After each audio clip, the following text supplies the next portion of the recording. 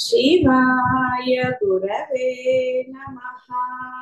शिवाय गुरवे नमः। शिवाय गुरवे नमः।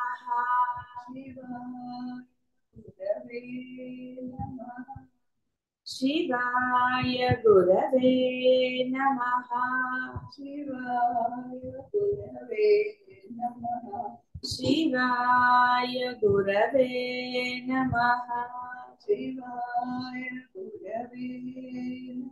शिवाय गुरवे नमः।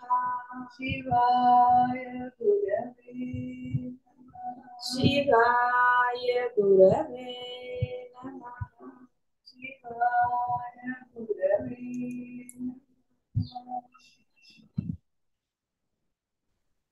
అమ్మా నమస్కారం అమ్మా. అమ్మా నిన్నటి పాఠంలో ఒక సందేహం ఉందమ్మా, అడగనమ్మా.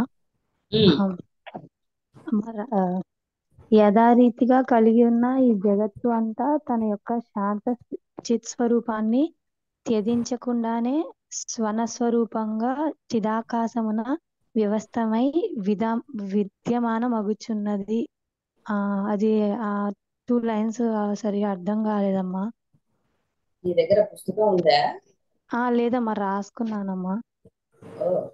ఇంతంతా రాసా. నువ్వు రోజు రాస్తున్నావా? లేదమ్మా, ఇది రికార్డింగా? అవునమ్మా. సరే.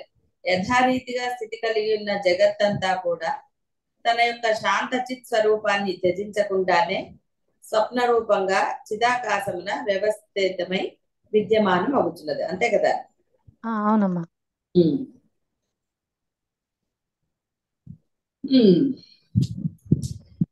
ఇప్పుడు ఇంట్లో నీకు కోపం వచ్చినా ఏది వచ్చినా మళ్ళీ మామూలుగా ఉంటావా ఉండవా? ఉంటానమ్మా. ఇది అంతే మరి. కాబట్టి నీకు జగత్తు కనపడుతూ అలా ఉన్నా కూడా చిదాకాశం కంటే వేరుగా ఉంది అది. చిదాకాశంలో ఎప్పుడు ఎటువంటి భావనలు లేకుండానే ఉంది కదా. అవునమ్మా. అంతే, అదే సింపుల్. కాబట్టి ఒక్కొక్కసారి కోపాలను నువ్వు అవసరం వచ్చినప్పుడు వినియోగిద్దామని ఆపుకుంటావు కదా. ఒక్కొక్కసారి చూపిస్తావు, చూపించినా మళ్ళీ తర్వాత వెంటనేనో కాసేపటికో ఎప్పటికో ఒకప్పటికి మళ్ళీ శాంతమవుతావు కదా. అవునమ్మా. కోపం వచ్చినా నువ్వు నీ స్థానాన్ని ఏం మర్చిపోవు కదా, అదే గుర్తు చేస్తావు కదా. కాబట్టి ఈ జగత్తు కనపడుతోంది అని చెప్పి అది విడిగా లేదు. పరమశాంతమైనది చిత్స్వరూపం, అందులోనే ఉన్నది. ఈ జగత్తులో బోర్డు జరుగుతూ ఉన్నాయి.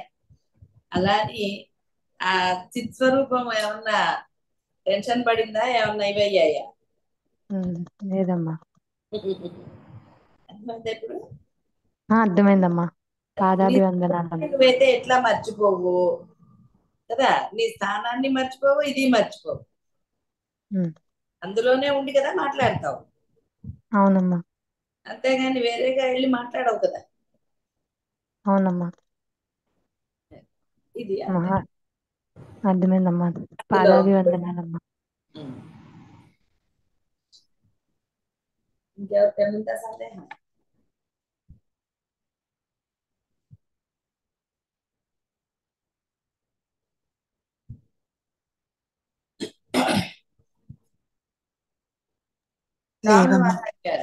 మహాత్మా, ఈ ప్రపంచంలో ఏదైనా జరగాలంటే ఉపాదాన కారణం ఉండాలి కదా. మరి ఈ వరశాపముల విషయంలో ఏమిటి అని ఈ ఇంద్ర పదవిలో ఉన్న నహుషునకు సర్పం వై అరణ్యంలో సంచరిస్తావని సప్తఋషీశ్వరుడు శపించగా అది జరిగింది కదా, ఇవన్నీ ఎలా సంభవిస్తున్నాయని అడిగాడు. అప్పుడు వశిష్ఠుల వారు, రామచంద్ర, సముద్రంలో జలము యొక్క స్ఫురణమందు తరంగాలు ఆవర్తాలు కనిపిస్తాయి, కానీ అంతా జలమే. అవన్నీ ఆకారయుక్తంగా మనకు కనిపిస్తాయి. జగత్తు స్ఫురణ చిదాకాశం నుండే బయలువెడలింది కదా. కాబట్టి అతి నిర్మలమగు చిదాకాశం యొక్క తత్వజ్ఞానం నుండి బయలువడిన సత్య సంకల్పమును అనుసరించి ఏర్పడిన స్ఫురణయే ఈ జగత్తు. అందుకే ఇది నీకు సత్యంగా కనిపిస్తుంది. అట్టి సత్య సంకల్ప రూపులకు వరశాప ప్రదాతల సంకల్పనా శక్తియే ఘనీభూతమగు శాప వర భోక్త యొక్క అనుభవంగా రూపుదిద్దుకుంటుంది. ఈ జగత్తంతా సంకల్ప రూపమే. సముద్ర జలంలోంచి ధ్వనులు వస్తాయి కదా, బ్రహ్మదేవుని యొక్క స్వ ఆత్మ చైతన్యం నందు చిద్రూపంలేవు జగద్భావములు అకస్మాత్తుగా భాసిస్తాయి. అట్టి భావములకే శృతులు సంకల్పములు మొదలైన నామాలు కల్పిస్తాయి. ఈ జగత్తు యొక్క మూల పదార్థము ఆ సంకల్పమే. అట్టి సంకల్పముల అనుభవం అజ్ఞాన దృష్టికి సంసార రూపంగా ప్రాప్తిస్తోంది.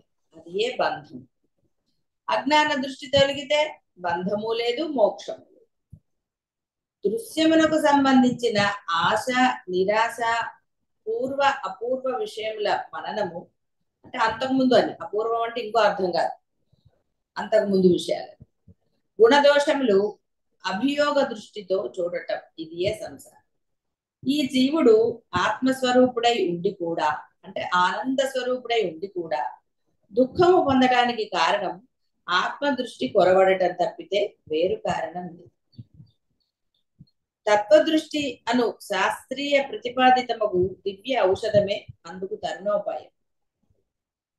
అభ్యాస యోగం చేతను, తత్వ విచారణ చేతను, శత్రుమిత్రాదుల సమదర్శనం చేతను, నిర్మల సాత్విక భావముల చేతను, భక్తి తత్పర చేతను ఈ సంసార దోష భూయిష్ఠుడగు జీవుడు సమ్యక్ జ్ఞానవంతుడు, యథార్థ తత్వదర్శి అగుచున్నాడు.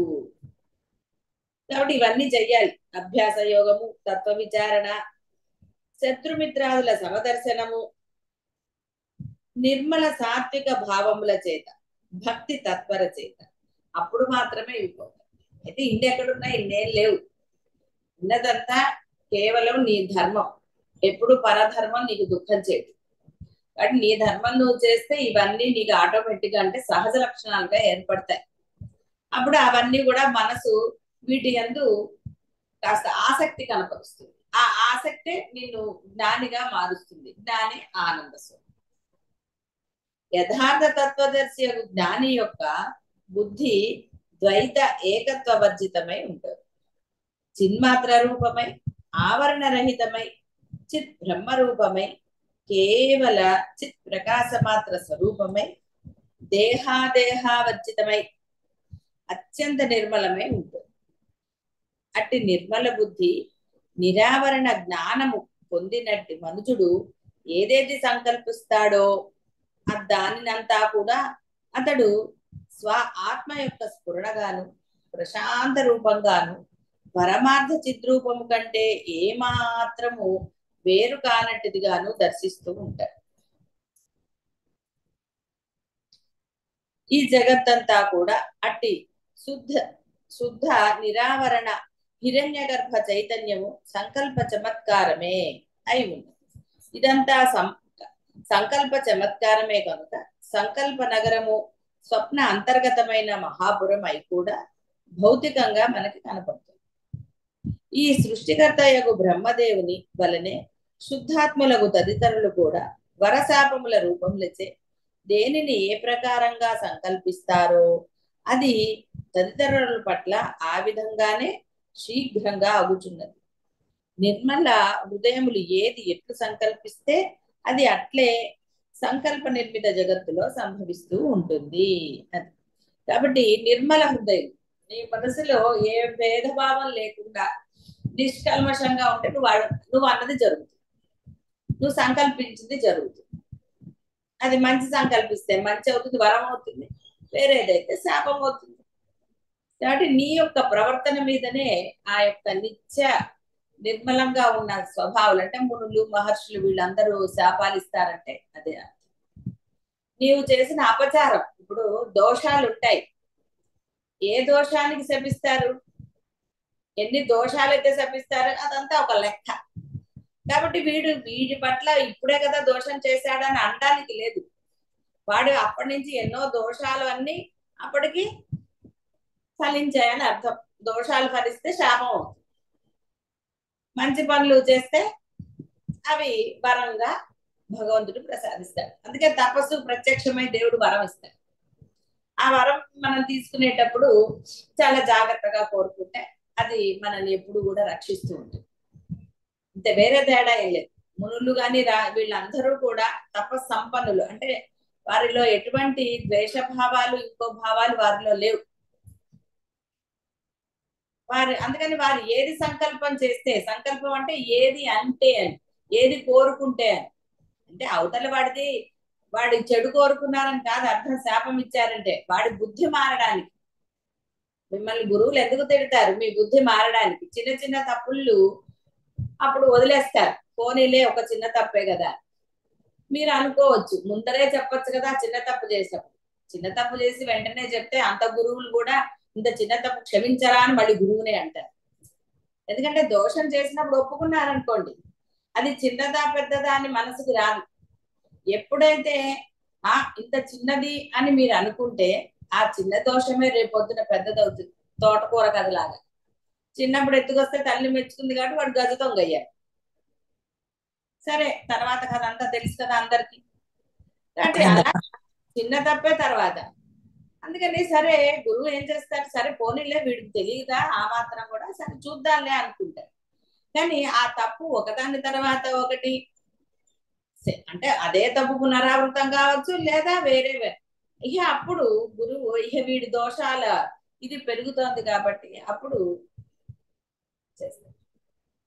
కాబట్టి ఇక్కడ ఎప్పుడు గురువు చెప్తారు అన్నది ముఖ్యం కాదు. నువ్వు దోషరహితుడిగా ఉన్నావా లేదా అన్నది నీ ప్రవర్తన, నీ ఆచరణే తెలుస్తుంది.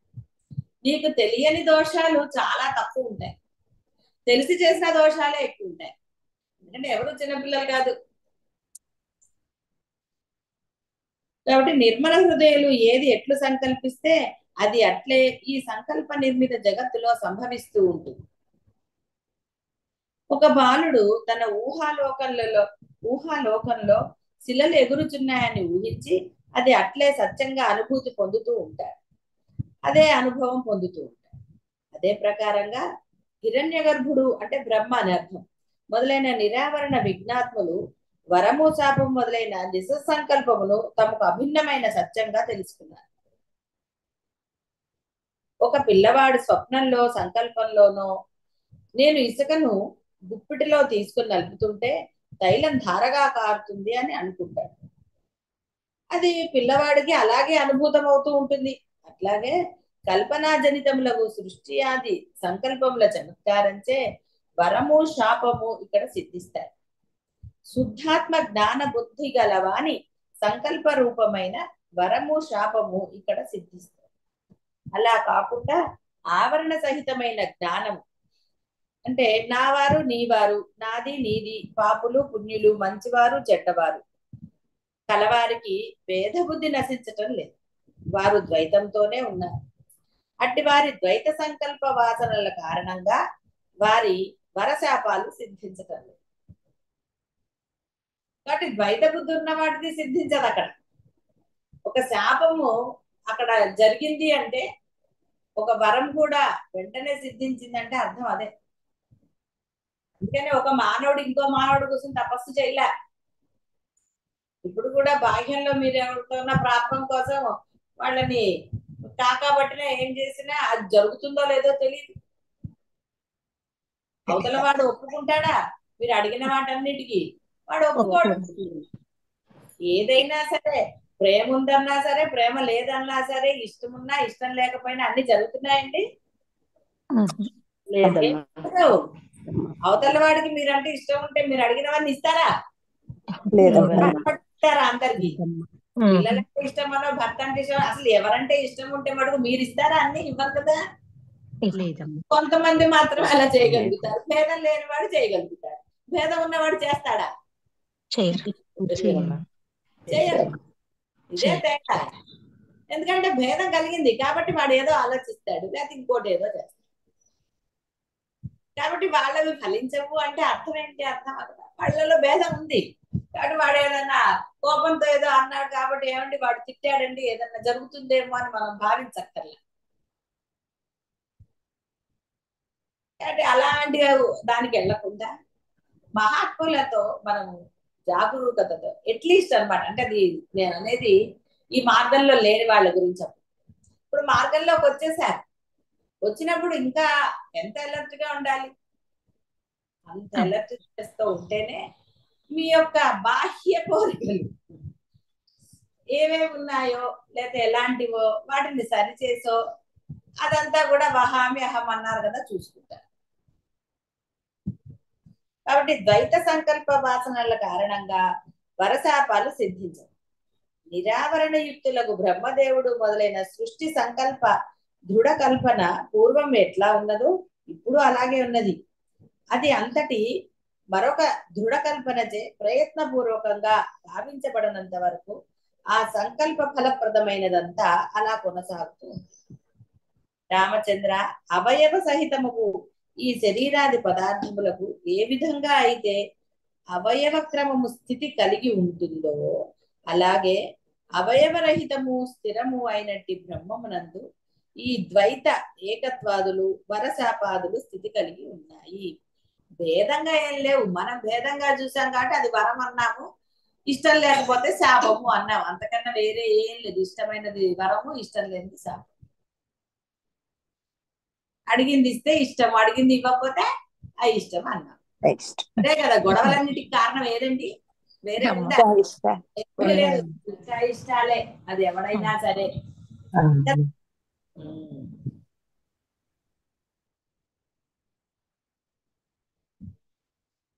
మహర్షి ఆవరణ రహితము జ్ఞానం కలవారు తపోధర్మాది నిరతులు అగు వరశాపములు ఎలా ప్రదర్శిస్తున్నారు అని మళ్ళీ అడిగాడు. మళ్ళీ తెలియజేయండి స్వామి, ఇంకా అర్థం కాలేదు. చిద్రూపము నిర్మల బ్రహ్మస్వరూపమగు బ్రహ్మదేవుడు ఏ రీతిగా అయితే సృష్టి ఆది యందు తపస్సు ధర్మము మొదలైన వాటి ప్రభావం చేత వరశాపాదులు సత్యములగు గాక అని దేనిని సంకల్పించారో అది ఆత్మ అట్లే అనుభవిస్తుంది. దానికి ఎట్టి ప్రతిబంధకము లేదు.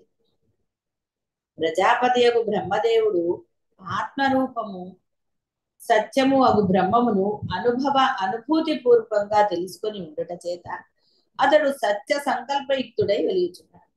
కానీ ద్రవత్వము కంటే జలము వేరు కాదు కదా. బ్రహ్మదేవుడు బ్రహ్మం కంటే వేరు కాదు. కాబట్టి ప్రథమ ప్రజాపతి యొక్క బ్రహ్మదేవుడు దేనిని ఎట్లా సంకల్పిస్తున్నాడో అది శీఘ్రంగా అట్లే అవుతుంది.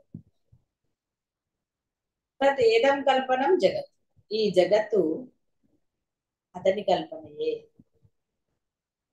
కంటికి దోషం కలవారికి ఆకాశంలో ఏవో కనపడుతున్నట్టుగా నిరాధారము నిరాలంబము అయినట్టు చిదాకాశమే చిదాకాశమున జగత్తాకారంగా భాషిస్తారు. ప్రజాపతి యొక్క బ్రహ్మదేవుడే ప్రజలు ధర్మము, దానము, తపస్సు, సౌశీల్యము మొదలైన సాత్విక గుణములను, 4 వేదములను, 6 శాస్త్రములను, సమస్త జీవజాలమును, సాంఖ్య యోగ పశుపతి వైష్ణవ ఆత్మ అనబడే పంచ జ్ఞాన ఉపదేశములకు మతములను సంకల్పించారు. తర్వాత వేదవేత్తలకు తాపసులు వాదములతో గాని సహజ వృత్తి చేయగాని ఏది సందర్శించి చెప్తారో అది వారికి అట్లే అగుగాక అని కూడా ఆయన సంకల్పించారు. మరలా ఆ బ్రహ్మదేవుడే చిద్రూపమగు బ్రహ్మము, చిత్ర స్వభావయుక్తమగు ఆకాశముగా అగుగాక, చలన స్వభావయుక్తమగు వాయువుగా అగుగాక, అగ్నిగా, జలముగా, పృథివిగా, ఈ ప్రకారంగా సమస్త పదార్థముల స్వభావములను ఆ బ్రహ్మదేవుడే తన మనోవీధిలో సంకల్పించారు. అట్టి సమస్త కల్పన కూడా ప్రజాపతి వేషధార్యకు చైతన్యము చేతనే నిర్వర్తించబడుతుంది. అట్టి అంటే ఆయన వల్లనే చిదాకాశము చేత కల్పించబడినదే ఈ జగత్తులో ప్రతి జీవియు అనుభవించడం జరుగుతోంది. అదే నీ చేత, నా చేత, అందరి చేత పొందించబడుతుంది. రామచంద్ర ఒక స్వప్న ద్రష్ట తన స్వప్న చైతన్య రూపమును అసత్ రూపములేగు స్వప్న పదార్థములుగా సద్రూపం వల్లే పొందుచున్నాడు కదా.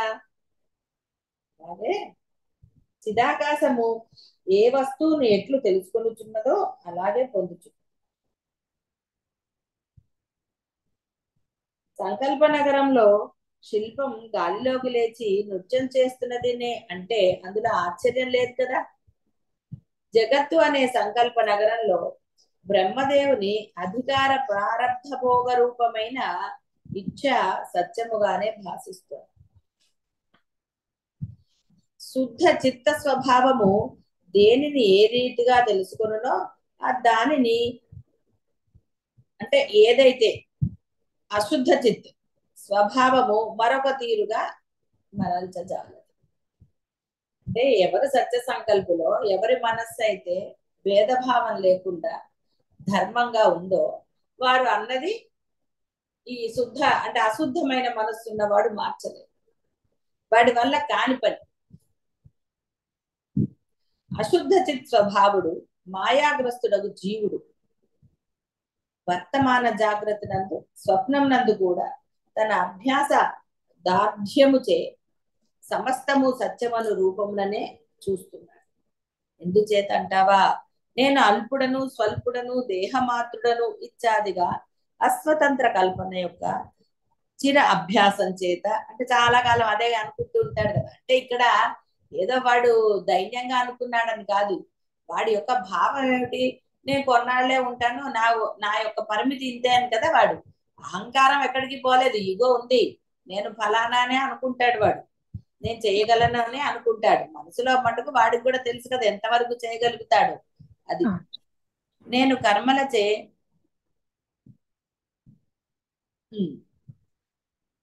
అస్వతంత్ర కల్పన యొక్క చిరభ్యాసం చేత ఇది కల్పన మాత్రం అనబడు సత్య అనుభవానికి విరుద్ధ కల్పన గురించి అతనికి ఇహాసలు అంటే ధ్యాస లేదు. ఇదే కదా ఇంతే కదా అని అనుకుంటాడు. అందుకనే కదా అనుకుంటారు నేను పోయాక ఎలాగా, లేదా రోగం వస్తే ఎలాగా, ఇలాంటి రకరకాల ఆలోచనలన్నీ ఎప్పుడు వస్తాయండి, పరిమితికి లోబడినప్పుడు. నేను కర్మలచే పరిస్థితులచే వ్యవహారములచే జన్మ మృత్యువులచే పాపపుణ్యములచే బద్ధుడను అను రూపంగా దృఢమైన బంధాన్ని అనుభవిస్తాడు. అట్టి బంధమునే స్వప్నంలో కూడా అంటే బాధలు పడుతున్నాడని. అందరూ ఒకే రకంగా ఆలోచిస్తారా, కొంతమంది కొంత రకంగా. ఇక్కడ అందరూ అనుకునేవి ఇచ్చాడు ఆయన. అందరూ అన్ని రకాలుగా అంత నిజంగా వాడికి ఆలోచన కలిగితే వాడు బుద్ధి మారి వాడు ధర్మంగానే ఉంటాడు. అందరూ అలా ఆలోచించరు కదా. కాబట్టి సత్సంగంలో ఉన్నవారు మటుకు ఎప్పుడు కూడా భేదభావం లేకనే ఉండాలి. ఇప్పుడు ఈ మధ్య రోజు అదే కదా భేదం గురించి చెప్పుకున్నాం. కాబట్టి లేస మాత్రమైన భేదం మీ మనసుల్లో రారాదు. కానీ ఏకము సత్యమైనట్టి చిదాకాశమే సదా ద్రష్ట దర్శనము దృశ్యమోగు త్రిపుటి రూపాన్ని గాంచుచు ఈ రీతిగా జగతాకారంగా భాషిస్తారు. అంతేగాని ఈ జీవుడు చిదాకాశమునకు వేరైన వాడు కాదు. ద్రష్ట దృశ్యము ఈ రెండు కూడా ఏకరూపమే. ఎలా అంటావా, ఏకము సర్వవ్యాపకమగు చిత్ సత్తా చేతనే అవి రెండు కూడా ఉపజీవింపబడుచున్నాయి. కాబట్టి చిదాకాశము తన ఇచ్ఛానుసారమే ద్రష్టత్వము దృశ్యత్వము గాంచుచు తాను దానిని సత్యముగానే పొందుచు. వాయువునకు చలనమే అవయవం, జలమునకు ద్రవత్వం, బ్రహ్మమునకు మాయాశక్తిత్వమే.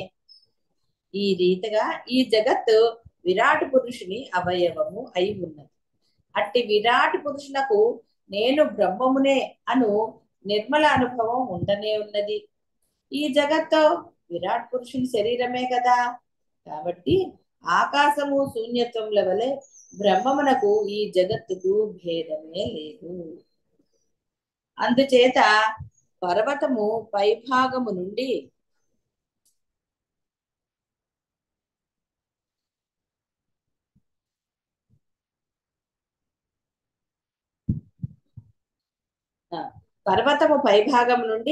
క్రిందకు గంగా జలధారలు పడుచున్నప్పుడు జలతుంపరలు గాలిలోకి ఎగిసి తిరిగి జలంలోనే లయం అవుతాయి. అలా లయం కాక ముందో జలకణములు గాలిలో భాసిస్తూ ఉంటాయి. ఈ విచిత్ర జగద్భేదములు అంటే అవే. ఎందుకంటే ఇవన్నీ బ్రహ్మమునందే బయలువెడలి మరలా ఎప్పుడో లీనం అవుతున్నాయి. కాకపోతే ఒక్క భేదమే, జలకణములేమో మనోబుద్ధి అహంకార రహితాలు, ఇహ స్వయంగా నిజ శరీరములందు మనస్సు బుద్ధి అహంకారముల కల్పనను గావించుకుని తనకు భోగ్యమవుతున్న ఈ సృష్టిని అంగీకరిస్తుంది. రామచంద్ర, మనోబుద్ధి జనితమైన అజ్ఞానం యొక్క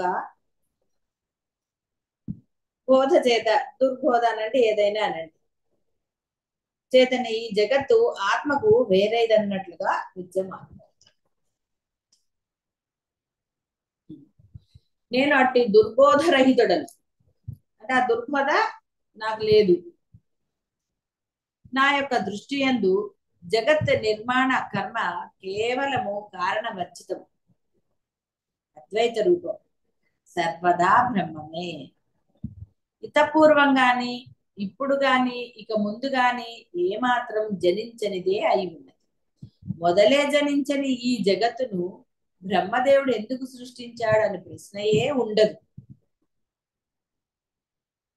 స్వప్నంలో నేను, నీవు, మీరు, మేము, ఈ రకరకాల అక్కడ ఇక్కడ అట్లా అని దేనిని ఎలా తెలుసుకొనుచున్నామో, అలాగే అసద్రూపములు అయినప్పటికీ సద్రూపముల వలె నీ స్వప్నంలో నీవు, నా స్వప్నంలో నేను తెలుసుకుంటున్నాను కదా. అలాగే సృష్టి ఆదిలో బ్రహ్మదేవ వేషధారియకు చిదాకాశము ఏది ఎట్లు తెలుసుకొనుచున్నదో అది అసద్రూపమైనప్పటికీ సద్రూపముగా తెలుసుకుంటుంది. ఇక వెష్టి రూప వేషధారియకు చిదాకాశము జగన్నాటకం అనే సందర్భంలో తనకు సానుకూల్యంగా ఇది సద్రూపమే అని అంగీకారంతో వహించి మాయా నాటకంలో పాత్రధారి అవుతున్నాడు. ఇది ఇట్లుండగా పరమాత్మ యొక్క సత్తా మనోబుద్ధ్యాది రహితమై నిర్విక్షేపమై నిశ్చల దీపకాంతి వలె సదా చిద్రూపంగా అలరారుచున్నది. ఏ విధంగా ఈ శరీరమున మనోబుద్ధి రహితమగు మృతావస్థ సంభవిస్తోందో, ఏ విధంగా శిలలందు జడసత్త విక్షేపరాహిత్యము కనపడుతోందో, చిద్రూపం యొక్క మనోబుద్ధి రాహిత్యము విక్షేపరాహిత్యము అలాంటిదే. ఒకే నిద్రయందు స్వప్నము సుషుప్తి ఉన్నట్లే ఏకైక బ్రహ్మమునందు సృష్టి ప్రళయం ఉన్నాయి. చేతనారూపుడే అయి ఉండి కూడా ఈ మనుషుడు గాఢ నిద్ర సమయంలో సుషుప్తి స్థితి, ఒక శిల యొక్క స్థితిని అనుభవిస్తున్నాడు. అలాగే పరమాత్మ కూడా ఈ జడ పదార్థముల స్థితిని అనుభవిస్తున్నాడు. ఒకడు ఎక్కడో మరొక విషయంపై ఏకాగ్రతతో కూడిన ధ్యాస కలిగి ఉన్నప్పుడు, అనగా అతని ధ్యాస ప్రీతిపూర్వకంగా మరెక్కడో సంలగ్నమై ఉన్నప్పుడు తన బొటన వేలును గాని భుజములను గాని తాకుచున్న పిల్లగాలుల వస్తువుల స్పర్శ అనుభవానికి రావు కదా. ఇవన్నీ మీకు అనుభవాలే. అలాగే శిలలందు ఆత్మ విద్యమానమై ఉండి కూడా అవిద్యమాన ప్రాయమే అవుతుంది. ఆకాశము, శిల, జలాదులు ఆయా ఆకాశ దేవత, శిలాదేవత, జలదేవతలకు ఇదంతా మా శరీరమే అని అనుభూతం అవుతుంది. అలాగే చిత్తరహితులకు మాకు సృష్టి కాలంలో ఈ సృష్టి అంతా మా శరీరమే అనురూపంగా అనుభవం అవుతుంది. అఖండము అనంతమగు కాలమునందు రాత్రి పగలు అసంఖ్యాకంగా ఏర్పడుచున్నట్లుగా అనంత స్వరూపుడగు పరమాత్మ యందు అసంఖ్యాకములగు సృష్టి ప్రళయాలు భాషిస్తున్నాయి. రామచంద్ర, ఈ దృశ్యాది వ్యవహారములు ఉండటం చేత కలత చెందవలసినదేమిటి? ఆత్మ సర్వదా యథాతథం కదా. సముద్రమంత శాంతమగు జలమాత్రమే అయినప్పటికీ స్వభావ సిద్ధంగానే ఆ సముద్ర జలంలో జలమునకు అనన్యంగా ఆవర్తములు, తరంగములు, వలయములు, బుడగలు మొదలైనవన్నీ ఏర్పడుచూ స్ఫురిస్తున్నాయి కదా. అలాగే పరమాత్మ యొక్క స్వరూపము పరమశాంతము, నిర్లేపము, నిర్లిప్తము అయి ఉండగా ఆ దాని యందు స్వభావ సిద్ధంగానే విషయముల యొక్క దర్శనములు వాటి వాటి యొక్క రూపములు మననములు అనుభవములు ఈషణములు ఇచ్చలు అన్ని ఏర్పడుతున్నాయి. జనము సర్వదా నిరాకారమే. అదేవిధంగా ఆత్మ యందు ఇవన్నీ లేవు. ఒకవేళ ఉన్నా అవి ఆత్మకు అభిన్నం. సృష్టి లయములతో సహా సర్వము ఆత్మ యొక్క స్వభావమే అయి ఉండి ఆత్మకు అభిన్నమే అయి ఉండి ఆత్మ సర్వదా వీటన్నిటికీ అప్రమేయమై అతీతమై అనునిత్య నిర్మలమై ఉన్నది. ప్రతి జీవుడు స్వతహాగా నిర్ద్వంద్వంగా ఆత్మస్వరూపుడే అయి ఉన్నారు. ఇందులో సందేహించవలసినది ఏమీ లేదు. ఓ సర్వజనులారా, మీరంతా నిర్మలము అఖండము జగత్తుచే అస్పృశ్యమగు ఆత్మయే స్వరూపంగా కలిగి ఉన్నారు. అట్టి ఆత్మయే పరమ సత్యమై ఉండగా ఇక తక్కిన సృష్టి ప్రళయాలు ఆత్మ యొక్క లీలా విన్యాసములు మాత్రమే, స్వభావమే అయి ఉన్నాయి. ఆత్మయే మీ స్వభావం. ఈ జగత్తు మీ శరీరం అయినప్పటికీ శరీరమునకు శరీరి వేరే అయి ఉన్నట్లుగా మీరు నిశ్చలము సర్వగతమగు ఆత్మస్వరూపములే అయి ఉన్నారు. మీ ఆత్మస్వరూపాన్ని సర్వదా ఆస్వాదించి ఉండెదరుగాక. అట్టి మీ ఆత్మస్వరూపము ఋషులకు మేము సదా ఉపాసిస్తాం. కాబట్టి ఉపాసిస్తామంటే మిమ్మల్ని ఉపాసిస్తున్నారని కాదు అర్థం, మీలో ఉన్న బ్రహ్మాన్ని ఉపాసిస్తారు. కాబట్టి ఎప్పుడైతే మీరు బ్రహ్మములు అవుతారో మీకు ఋషులకు భేదం లేదని అర్థం. కాబట్టి అందరూ కూడా సదా భేదరహితులై లేశమాత్రమైన భేదభావం లేకుండా సదా ఆ యొక్క బ్రహ్మచింతనం కలిగిన వారే బ్రహ్మస్వరూపం కావాలి. లేశమాత్రమైన భేదము మిమ్మల్ని దుఃఖపూరితులనే చేస్తుంది. భేదము ఎప్పుడు బాధే, అది మీకు అనుభవపూర్వకంగా తెలుసు. ప్రయత్నపూర్వకంగా దాని యందు అభేద దృష్టితో సాధన మాత్రమే జయంగా కలిగి ఉండండి. శుభం భూయాత్. శివాయ గురవే నమః. శివాయ గురవే నమః. శివాయ గురవే నమః. శివాయ గురవే నమః. శివాయ గురవే నమః. శివాయ గురవే నమః. శివాయ గురవే నమః. శివాయ గురవే నమః. శివాయ గురవే నమః. శివాయ గురవే నమః. శివాయ గురవే నమః. శివాయ గురవే నమః.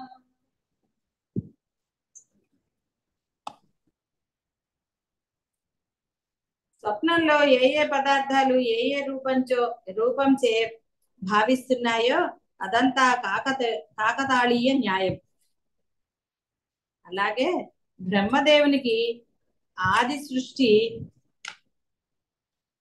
సృష్టి యందు కాకతాళీయ న్యాయం చేత ఏ పదార్థము ఏ రీతిగా స్వయంగా భాషిస్తోందో అదే ప్రకారంగా అర్థక్రియాదులతో నియతమై నేటి వరకు స్థితి నొంది ఉండటం జరుగుతుంది. దానినే జగత్తు అంటున్నారు. కనుక పదార్థముల యొక్క స్వభావములకు బ్రహ్మదేవుని ఇచ్చయే హేతు. ఈశ్వరుని యొక్క ఇచ్చయే ఈ కనపడేదంతా. ఆయన యొక్క సత్య సంకల్ప సంవిత్తు యొక్క చమత్కారమే ఈ జగత్తు. బ్రహ్మనియతి ఎలా ఉంటుందో అదే భాషిస్తోంది.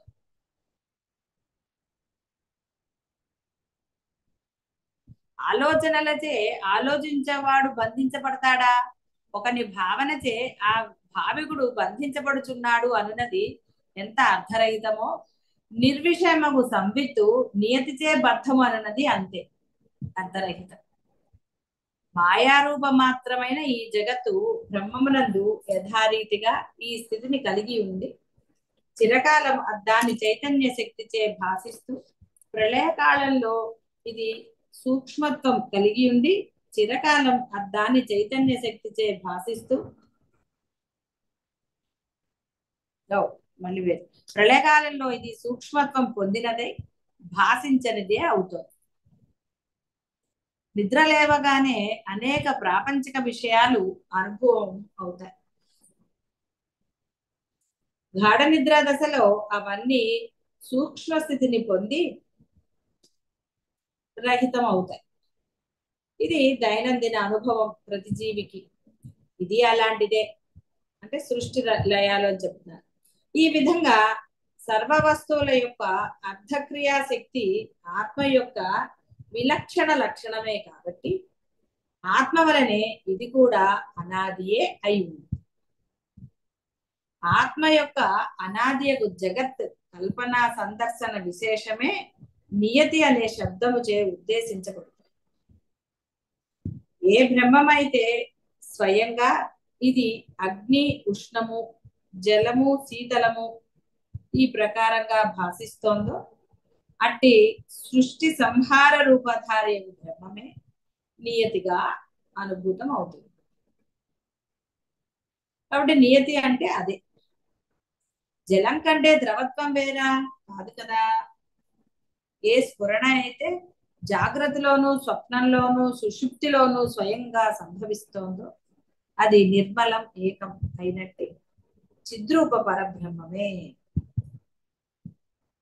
ఆ స్ఫురణయే నియతి అనుభూతిని సిద్ధింపజేస్తుంది.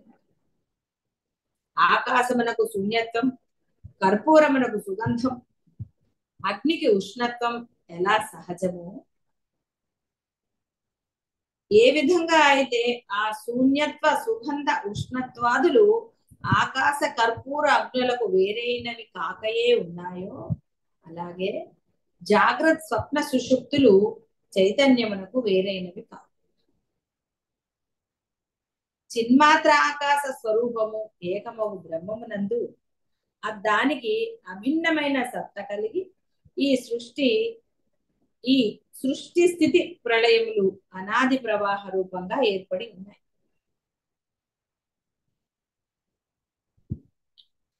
కాబట్టి ఇవన్నీ కూడా ఒక నియతికి లోబడి ఉన్నాయి.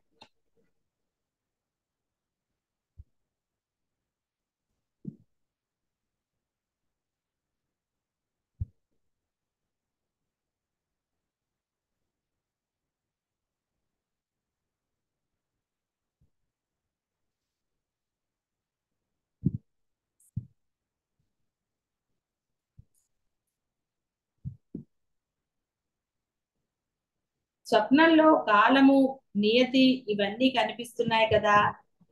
ఆ కాలాన్ని నియమించింది ఎవరు? స్వప్న ద్రష్టయే కదా.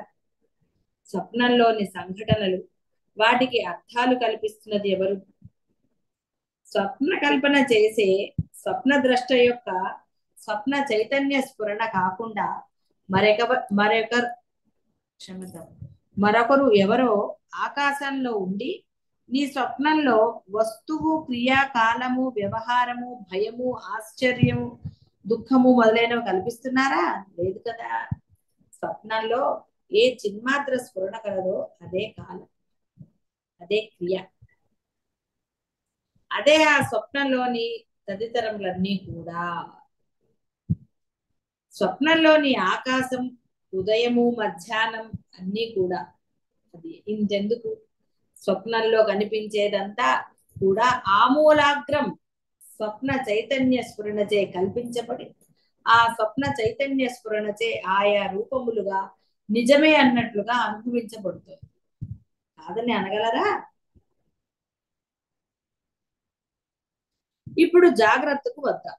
ఇక్కడ బాహ్య మండలి రూపాదులు, అభ్యంతర మండలి మనః సంకల్పాదులు, ఇక్కడ అనుభూతమగుచున్న దేశ కాల క్రియాదులు అన్నీ కూడా అదే చైతన్య స్ఫురణ యొక్క జాగ్రత్త కల్పనలోని విభాగాలు. ఏ కాలము చైతన్యముచే స్ఫురింపజేయబడుచున్నదో, ఏ ఏ పదార్థములు చైతన్యముచే ఇది ఇట్లు అని కల్పన గావించబడుచున్నదో అది ఏ నియతి. నియతి యొక్క రూపమంతా కూడా చైతన్యం యొక్క స్ఫురణ మాత్రమే. ఒక నిమిషము మొదలుకొని ఒక కల్పము వరకు ఉంటున్నట్టు ఏ ఏ పదార్థములైతే ప్రదర్శితమగుచున్నాయో అవన్నీ కూడా మీరు చూసేవన్నీ కూడా అగ్నికి ఉష్ణత్వం, జలానికి ఇలాంటివన్నీ కూడా ఏ ఏకైక స్ఫురణచే అవి అలా పొందబడుచున్నాయో అది ఏ స్వభావము అని స్వభావ తత్వాన్ని బాగుగా తెలుసుకున్న విశాల బుద్ధులకు మహనీయులు నిర్వచిస్తారు. ఒకే అగ్ని దేశకాల భేదములచే అనేక ప్రకారములుగా స్థితి పొంది ఉండవచ్చుగా, అయితే అది తన యొక్క ఉష్ణత్వము, ప్రకాశత్వము అనే సహజ లక్షణాలను త్యజించి ఉంటుందా? లేదు కదా. అలాగే చైతన్యము అంశరూపుడవు ఒకే జీవుడు అనేక దేశకాలములలో మనుష్య, దేవ, పశు, పక్షి ఇత్యాది అనేక రూపములుగా స్థితి పొంది ఉంటే ఉండవచ్చుగాక, ఆ జీవుడు వాస్తవానికి సర్వానుగతమైన తన చిత్ స్వరూపాన్ని ఏ మాత్రము త్యజించటం లేదు.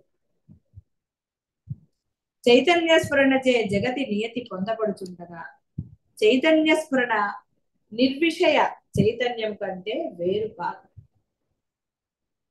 ఏ ఏ పదార్థముల స్వభావము ఇప్పుడు కనిపిస్తోందో అదంతా కూడా ఎటువంటిదంటే చిన్మయమగు పరబ్రహ్మమున అట్టి పరబ్రహ్మముచే స్వదేహంతో పోల్చతక్క వృత్తి భేదములందు ఏ ఏ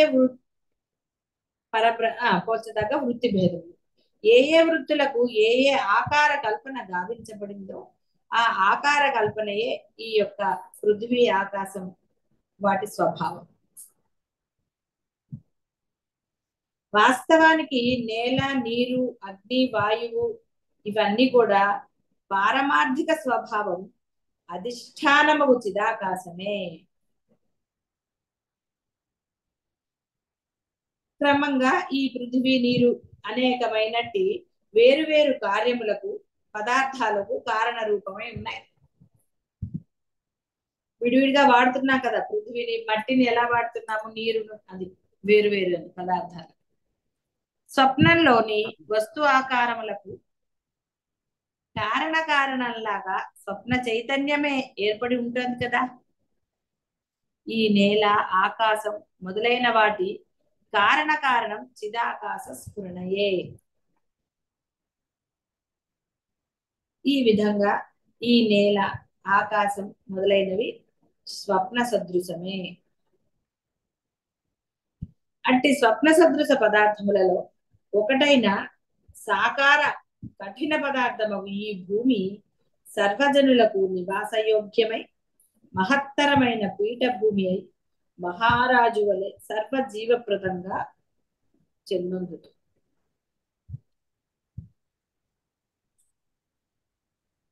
అన్నిటికీ ఆకారం. మా పాదాభివందనాలమ్మా. అమ్మా ఏం చెప్తున్నారో అర్థం కావట్లేదమ్మా. ఏమర్థం కాదు? ఏం చెప్తున్నారో అర్థం కావట్లేదమ్మా. దేని గురించి వచ్చింది ఇదంతా కూడా ఇప్పుడు? ఏంటి కదా అర్థం కాలేదు. కరెక్ట్. దేని గురించి మనం మాట్లాడుతున్నాం? చైతన్యం గురించి మాట్లాడుతున్నాం. మరి ఇంకేముంది అర్థం కాకపోవడానికి? చైతన్యమే కదా ఇదంతా. ఇంతకుముందు చెప్తుంటే పదార్థాల స్వభావం ఏది? చైతన్యమే. పదార్థముల స్వభావంగా ఏర్పడి ఉన్నది కూడా చైతన్యమే. చైతన్యం లేకపోతే పదార్థానికి స్వభావం ఎలా ఏర్పడుతుంది?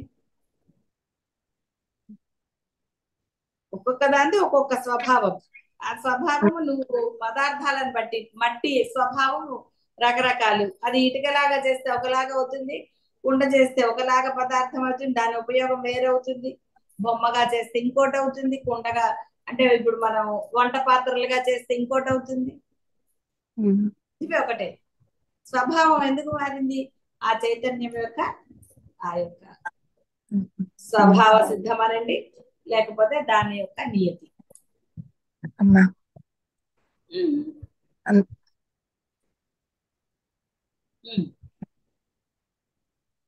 ఇంకేం అర్థం కాదు? లేదమ్మా, అంతా ఉన్నది చైతన్యమే అని చెప్పనని చెప్తూ అంటే ఇది వాళ్ళంతా ఆయన చెప్తూ ఉన్నాడు. అందుకని ఇందులో పెద్ద వేరేగా ఏం లేదు కదా, ఉన్నది చైతన్యం గురించి అన్నదైతే అర్థమైంది కదా నీకు. అర్థమైందమ్మా. ఆ, అందుకే నేను ఇంకా ఎక్స్ప్లెయిన్ చేయలేదు దాని గురించి ఏం చేయాలి. ఎక్స్ప్లెయిన్ కి ఏదన్నా ఉందా చెప్పు అక్కడ. లేదమ్మా. ఆ. ఇప్పుడు నీకు అర్థమైంది కదా అసలు రాము, నువ్వే చెప్పావు చైతన్యం గురించి అన్నావు. ఇంకేం చెప్పాలి. కాదమ్మా. ఎక్కడ అర్థం కాలేదా అప్పుడు మీరు అడిగితే చెప్తాను, చెప్పకుండా చెప్తాను. కాకపోతే ఇక్కడ నాకైతే కనపడలేదు, ఎందుకంటే ఇవన్నీ అంతకుముందు చెప్పిందే. చైతన్యం గురించిన గొప్పతనాలు, ఎలా మార్పులు చెందుతుంది, సృష్టి ప్రళయాలు కూడా చైతన్యమే, కాలము చైతన్యమే. అందుకని స్వప్నాన్ని పోల్చాడు. నువ్వు కళ ఎంతసేపు కావాలంటే అంతసేపు ఉంటుంది కదా, అప్పుడు మెలకు వస్తుంది. అదే మెలకు వచ్చినా కూడా కాదు కళ బాగుందని కంటిన్యూ చేస్తారు కదా ఒక్కొక్కసారి.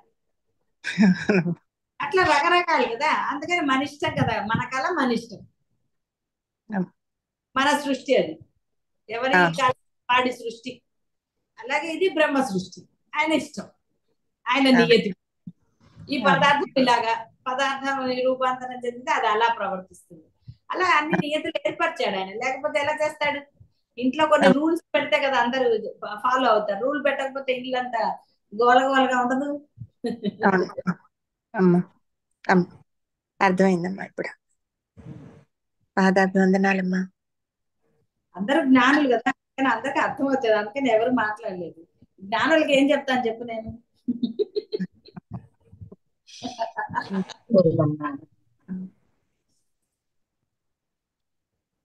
కాబట్టి నేల ఆకాశం మొదలైనవి స్వప్న సదృశమే.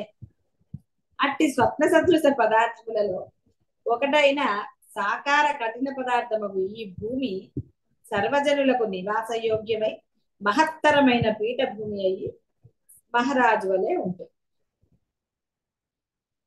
గంగా మొదలైన నదీ జలములకు సముద్రం కారణం. అగ్ని మొదలైన తేజోమయ పదార్థాలకి సూర్యుడు, చలనములకు వాయువు, శూన్యత్వానికి ఆకాశం. ఇవన్నీ కార్యకారణములుగా ఉన్నాయి. పంచభూతముల కలిగచే రకరకాల పదార్థాలు, దేహాలు, ఆకారాలు, వాటి వాటి ధర్మాలు ఈ దృశ్యంలో మనకి కనపడుతూ ఉంటాయి, తాండవం చేస్తూ ఉంటాయి. ఈ విధంగా ఈ కనపడే సర్వమునందు బ్రహ్మమే అనుగతమైనట్టి సత్ స్వభావం అయి ఉన్నది. కాబట్టి సూర్యగోళం ఎలా ఏర్పడింది, చంద్రబింబం ఎక్కడి నుంచి వచ్చింది అనేవి పెద్ద విశేషాలా? కనబడే సర్వమునందు బ్రహ్మమే ఉన్నప్పుడు సూర్యగోళం ఎలా ఏర్పడింది అన్న ప్రశ్న ఎందుకు అసలు? అవసరం లేదమ్మా. చైతన్యము స్వయం ప్రకాశం, సర్వప్రకాశకం, సర్వజ్ఞము కూడా. కాబట్టి అట్టి చైతన్యం యొక్క సంవిత్తు సర్వవ్యాపకమై సర్వరూపమై స్వస్వరూపంగా కూడా, అంటే దృశ్యము ద్రష్ట, సర్వదా ఏర్పడి ఉంటుందని విజ్ఞులు తెలుసుకునే ఉన్నారు. చిదాకాశమే తన యొక్క స్వరూపంగా కలిగి ఉన్నట్టి చతుర్ముఖ బ్రహ్మ అనే చిన్న పిల్లవాని యొక్క చిలిపి ఊగలే ఈ సర్వ దృశ్యాంతర్గత సర్వ విశేషాలు కూడా. అతని స్ఫురణ రూపమే ఈ ఆకాశము, భూమి అన్ని. ఆటలో అంతా కల్పించబడి ఆట ముగియగానే అందులో సర్వ విశేషాలు మటుమాయం అవుతాయి కదా. అలాగే ఎప్పుడైతే సర్వజ్ఞుడు సంవిత్ స్వరూపుడైన బ్రహ్మదేవుని భావనా సంరంభమైనట్టి ఈ స్థూల సూక్ష్మ ప్రపంచము ఉపసంహరించబడుతుందో అప్పుడు ఈ జగత్ చమత్కారం దాని అందే లయమైపోతుంది. ఎక్కడి నుంచి వచ్చిందా అక్కడే లయమైంది. సాలెపురుగు తన సంకల్ప బలం చేత బాహ్య సాధనములు లేకుండానే కళాత్మకంగా సాలెగూడు అనే చిత్ర విచిత్రాకారమైన వల కల్పిస్తుంది.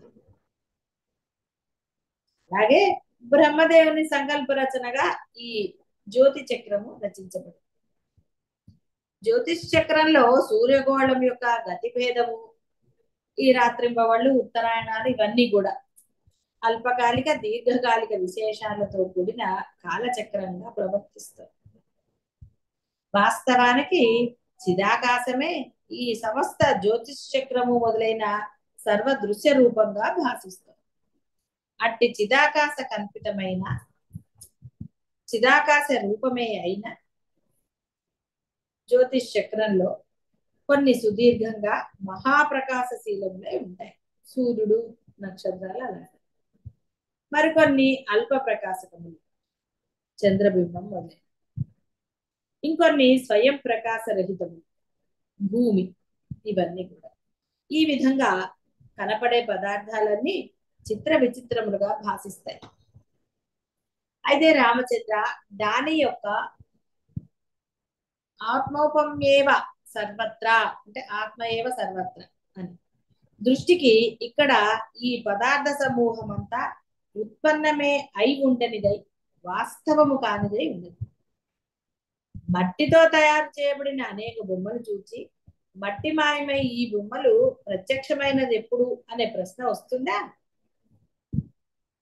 మంచుగడ్డ యొక్క ఆకారం చూచి ఇది నీరు కాదు, నీరు నీటి ఆవిరి కాదు, నీటి ఆవిరి ఆకాశ స్వరూపం కాదు, మంచుగడ్డ యొక్క చతురస్రాకారం సత్యమే అని ఆపహ ధర్మాలు తెలిసి ఉన్నవాడు అనుకుంటాడా?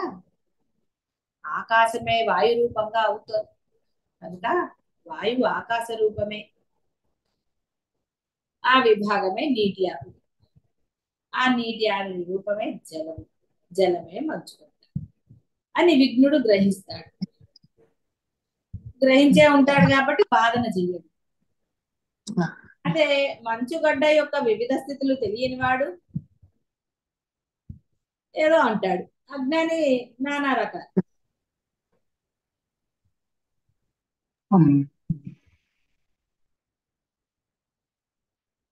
కాబట్టి జ్ఞానికి ఈ సమస్త దృశ్యం కూడా అనుత్పన్నమైనదై స్వప్న సదృశమై చిదాకాశ రూపంగా భాషిస్తారు. కాబట్టి ఇక్కడ అజ్ఞానులకే సందేహాలు వస్తాయన్న భ్రాంతి ఉన్నది కదా, అందుకని ఎవరు సందేహాలు అడగరు. అజ్ఞానులు అనుకుంటారేమో అని వాళ్ళ భయం. జ్ఞానులకి రావు, కేవలం అజ్ఞానులకే సందేహాలని పాఠంలో వస్తుంది కదా చాలా సార్లు. అందుకని ఏం చేస్తున్నారంటే అందరు ఇప్పుడు అమ్మో నేను సందేహపడితే అజ్ఞానాన్ని అయిపోతాను కాబట్టి నేను సందేహం అడగను అనుకుంటున్నారు. కాబట్టి జ్ఞానులు అజ్ఞానులు, జ్ఞానులు కాబట్టి ఎలా అయినా చేయొచ్చు. జ్ఞానికి నిబంధనలు లేవు. కాబట్టి ఈ జగత్తు దృశ్యం ఇటు చిదాకాశమే అయి ఉండగా ఇక నీవు నేను అనే జగత్తులో అంతర్గతంగా కనిపించే వస్తువులను పరిశీలిద్దాం.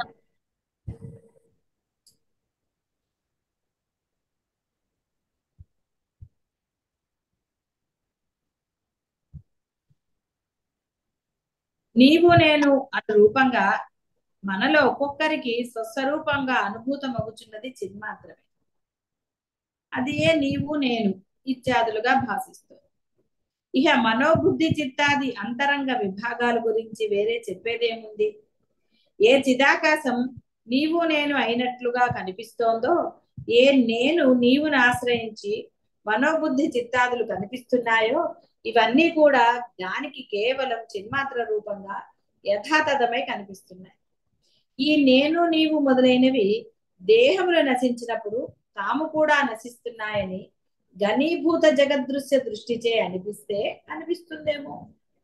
మంచు కరిగితే ఆకారంతో సహా ఆ పదార్థం నశించిందా? లేదే. అది జల రూపంగానో వాయు రూపంగానో మారవచ్చు. వినాశనము అనేది ఎక్కడిది? ఏ చిన్మాత్రము నేను నీవు ఇత్యాదులుగా కనపడుతుందో అయ్యది వాస్తవానికి దృశ్య రూపంగా భాషించటము లేదు, నశించటం. అనగా స్వప్నంలో దృశ్యంలాగా చిదాకాశమే చిదాకాశం నందు చిదాకాశ సంకల్పం చేతనే జగదాకారంగా భాషిస్తుంది. ఈ జగత్తుకు చిదాకాశం కంటే వేరైన స్వప్నంలో దృశ్యంలాగా చిదాకాశమే చిదాకాశం నందు చిదాకాశ సంకల్పం చేతనే జగదాకారంగా భాషిస్తుంది. ఈ జగత్తుకు చిదాకాశం కంటే వేరైన మరి ఇంకే రూపము లేదు. అట్టి ఆ చైతన్యమునకు సృష్టి ఆది యందు ఏ పదార్థము ఏ రూపంగా స్ఫురిస్తోందో అది ఆ ప్రకారంగానే దానికి అనుభూతం అవుతుంది. ఎంతవరకు ఏదేది వస్తు రూపంగా విద్యమానమై ఉన్నదో అంతవరకు వాటితో తాదాత్మ్యం పొందినదై స్ఫురించిన రూపం కలిగి ఉన్నది అవుతుంది. చైతన్యం యొక్క స్వకీయ స్ఫురణయే స్వభావం. చైతన్యం యొక్క స్ఫురణయే నియతి. బ్రహ్మదేవుని భావనయే సృష్టికి మూలం కనుక ఇదంతా భావనా రూపమే. ఆ బ్రహ్మసత్త చిదాకాశ రూపుడగు బ్రహ్మదేవుని యొక్క సంకల్ప భావన రూపమే. ఆ బ్రహ్మసత్త చిదాకాశ రూపుడగు బ్రహ్మదేవుని యొక్క సంకల్ప భావనా శరీరంలో శబ్ద తన్మాత్ర స్థితిచే ఆకాశంగా, స్పర్శచే వాయువుగా, ఈ విధంగా విత్తనంలోంచి మహావృక్షంలాగా అగుచు మహాప్రశాంతంగా స్థితి పొంది ఉన్నది. బ్రహ్మసత్తయే బ్రహ్మసత్తగా స్థితి పొందుతుంది.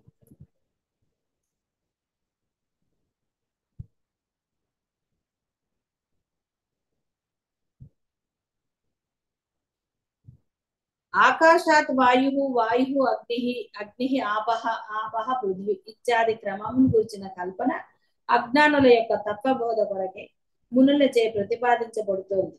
అంతేగాని ఈ సృష్టి వాస్తవమైన సత్యము అని ప్రతిపాదించటం కొరకే వారి ఉద్దేశం కాదు. ఈ సృష్టి నామరూపాత్మకమైన సత్యత్వమును మూర్ఖులకు వారి చేత మాత్రమే వెతకబడుతోంది. ఎందుకంటే బ్రహ్మసత్త జగత్తుగా ఉదయించదు, మరలా జగత్ రూపంగా అస్తమించదు. శిల యొక్క గర్భం వలె అది సదా పరమ శాంత స్వరూపం. ఈ జగత్తంతా పరమార్థ సత్తచే సత్యము, నామరూపాది వ్యవహారములచే అసత్యము అయి ఉన్నది. అవయవి అగు పరమాత్మ యొక్క అవయవ రూపము ఈ దృశ్యము అనంత రూపమై బ్రహ్మసత్త జగత్తుగా ఉదయించదు, మరలా జగత్ రూపంగా అస్తమించదు. శిల యొక్క గర్భం వల్లే పరమశాంతం. ఈ జగత్తంతా పరమార్థ సత్తచే సత్యం, నామరూపాది వ్యవహారములచే అసత్యం. అవయవి అగు పరమాత్మ యొక్క అవయవ రూపముకు ఈ దృశ్యము అనంత రూపమై ఉన్నది.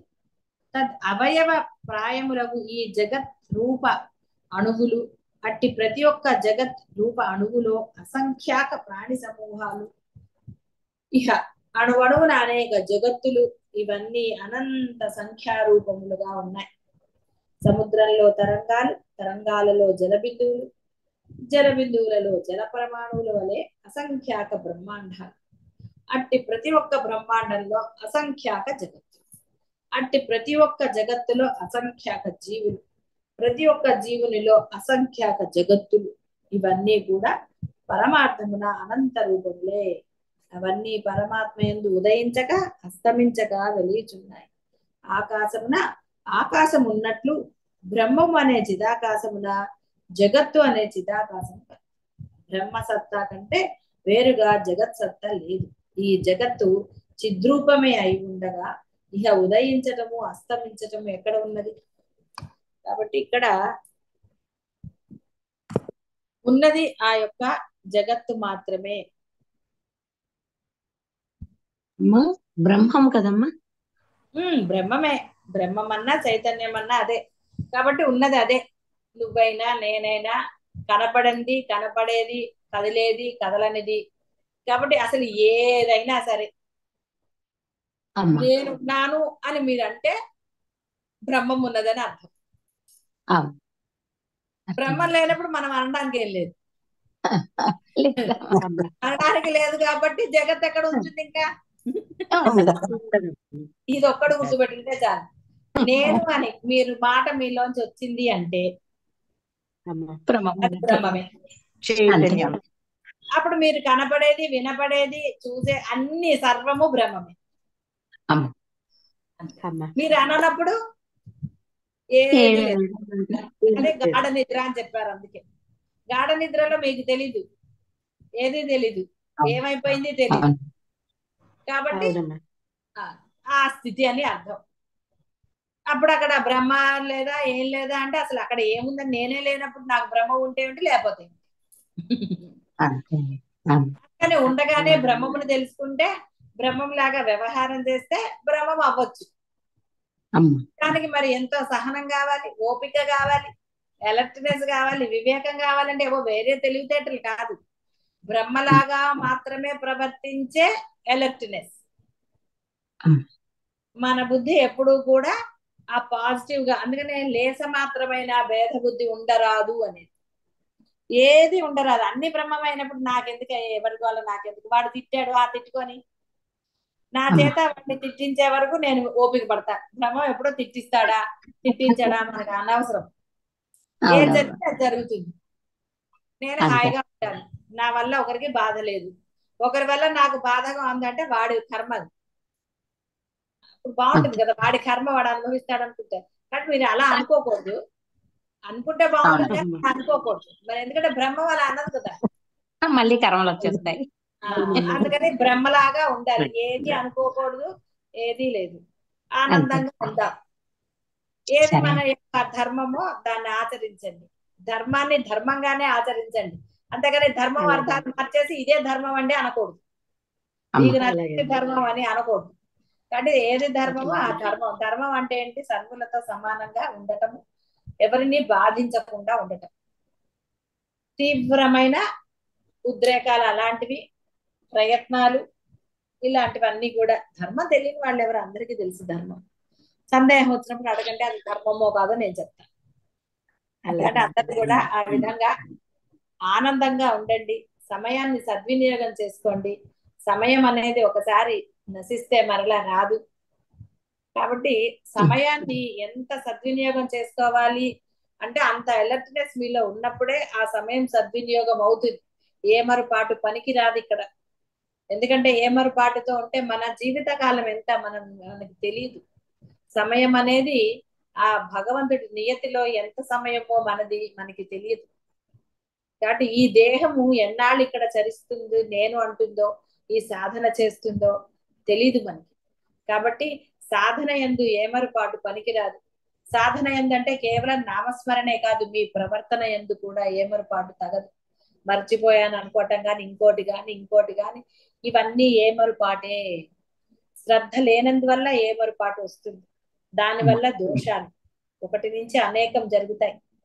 కాబట్టి ఒక దాని వల్ల ఎన్ని జరుగుతాయో ఆలోచన, అంటే ఒకటి రెండు అయినప్పుడు అవి తర్వాత అనేకం అవ్వడానికి పెద్ద సమయం పట్టదు. కాబట్టి ఏమరుపాటు లేకుండా సమయాన్ని సద్వినియోగం చేసుకోవటం అంటే అర్థము ఇంకా రోజుల తరబడి సాధన కాదు. ఈ క్షణమే నేను నా హృదయాన్ని దృఢపరుచుకుని నేను బ్రహ్మయందు స్థిరత్వం కలిగి ఉంటాను అనే దృఢ నిశ్చయం చేసుకోవటమే సమయ సద్వినియోగం అంటే. అంటే ఆ దృఢ నిశ్చయాన్ని చేసుకోండి, అది మీకు మీరు చేయవలసింది. దీంతో బాహ్య పరిస్థితులు కానీ బాహ్య మనుషులతో కానీ దేనితో మీకు సంబంధం లేదు. మీ హృదయంలో మీరు దృఢ సంకల్పం చేసుకోలేదు కాబట్టే రోజులు సంవత్సరాలు జరిగిపోతూ ఉన్నాయి. కాబట్టి దృఢ సంకల్పం చేసుకుంటే దృష్టిని బట్టే అంటే అలా బ్రహ్మత్వాన్ని పొందండి. శుభం భూయాలు.